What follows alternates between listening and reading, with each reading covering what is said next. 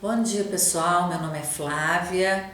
Eu vou falar um pouco para vocês sobre neuropsicologia básica. Esse é um curso do ciclo CEAP. Então vamos lá. Bom, isso é apenas uma introdução. Eu gostaria de um pouco definir o que é neuropsicologia e depois falar um pouco da aplicabilidade tanto para avaliação como para reabilitação, que são áreas muito promissoras da neuropsicologia. Mas existem outras áreas, como vocês vão ver agora. Bom, então, neuropsicologia é a ciência dedicada a estudar a expressão comportamental da disfunção cerebral. Como é que uma lesão ou uma disfunção no cérebro cursa com alterações cognitivas e comportamentais.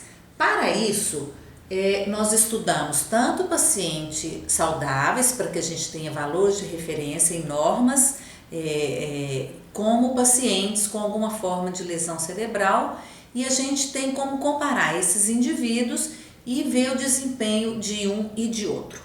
É importante que vocês saibam que nós temos duas formas de fazer uma avaliação, são formas que nós chamamos de matriz nomotécnica e matriz ideográfica.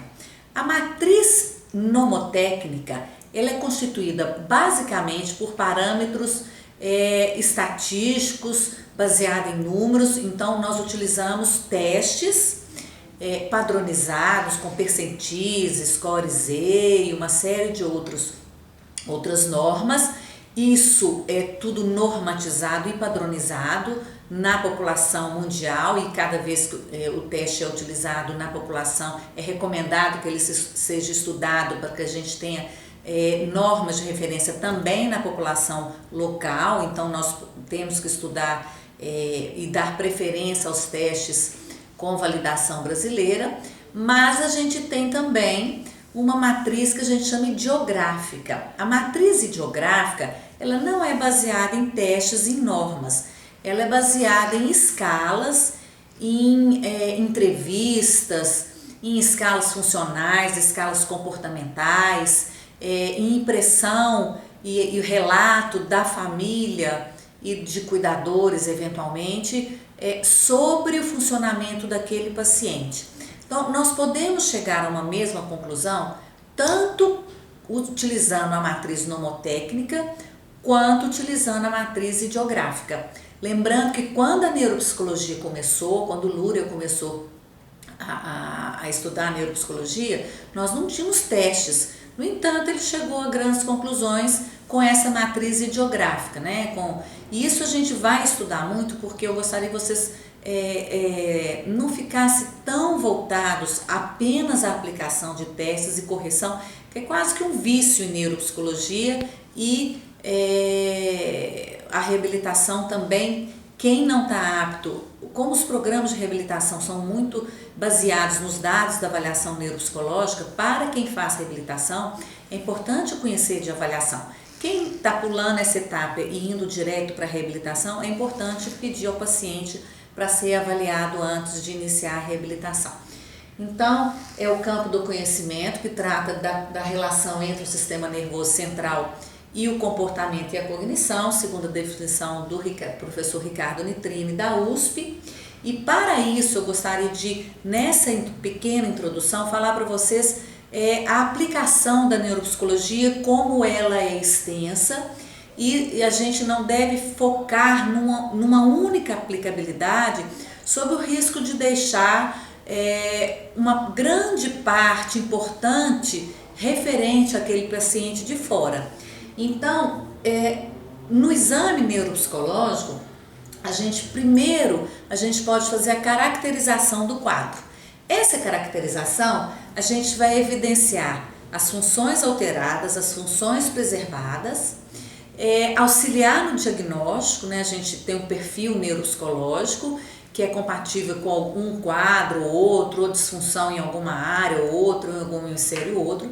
Então, a primeira aplicação da neuropsicologia é o diagnóstico. O diagnóstico nosológico se refere ao nome da patologia. Então, por exemplo, quando eu falo que o paciente tem uma esclerose múltipla, isso é um diagnóstico nosológico. O diagnóstico topográfico, que cada vez mais nós estamos um pouco distanciando dessa necessidade de localizar no nosso laudo e ficar muito focado na localização da disfunção, porque a gente sabe que como o cérebro ele trabalha com circuitos e com redes neurais muito complexas, é muito difícil só através da avaliação neuropsicológica a gente fazer um diagnóstico topográfico.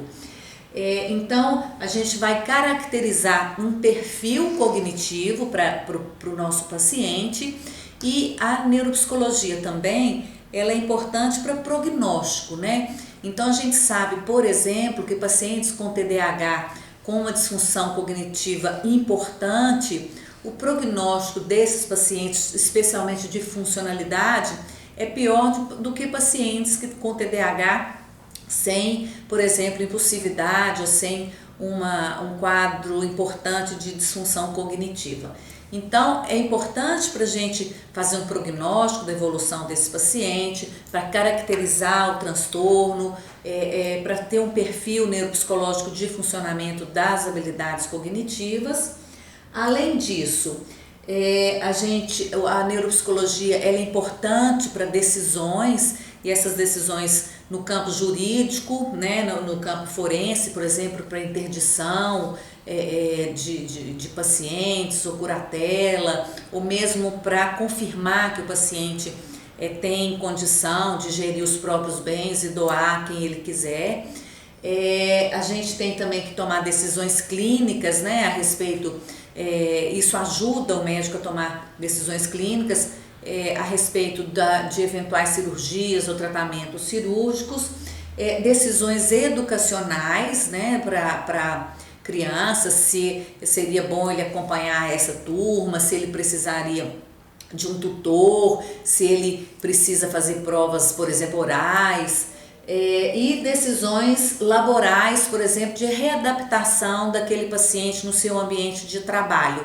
Né? Eu estou com um paciente que recentemente voltou a trabalhar, mas foi recomendado que ele voltasse a trabalhar numa função com menos solicitação intelectual e com uma carga horária um pouco menor, em dias intercalados, até que ele possa reassumir essa função integralmente.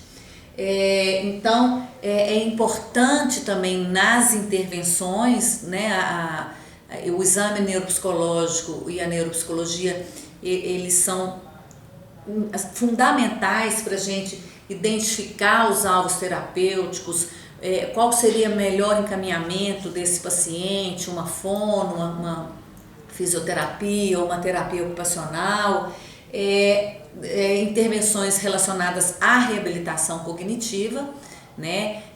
Como esses pacientes, se eles podem ou não se beneficiar de um programa de reabilitação cognitiva, como deveria ser esse programa, com treino direto das habilidades ou com utilização de estratégias compensatórias, e também, muito importante na nossa área, a orientação familiar. Não devemos nunca descuidar dessa parte, porque é nosso trabalho também, né, na entrevista de devolução, você dar orientações para a família que possam beneficiar o paciente, seja relacionados ao que ele consegue fazer, o que ele não consegue, novas formas de chegar a um resultado. Então, a orientação de familiares também é muito significativa, e isso tudo faz parte do campo da neuropsicologia, e nós não devemos deixar nenhuma dessas partes de fora, sob o risco de fazer um trabalho incompleto e não beneficiar tanto o paciente.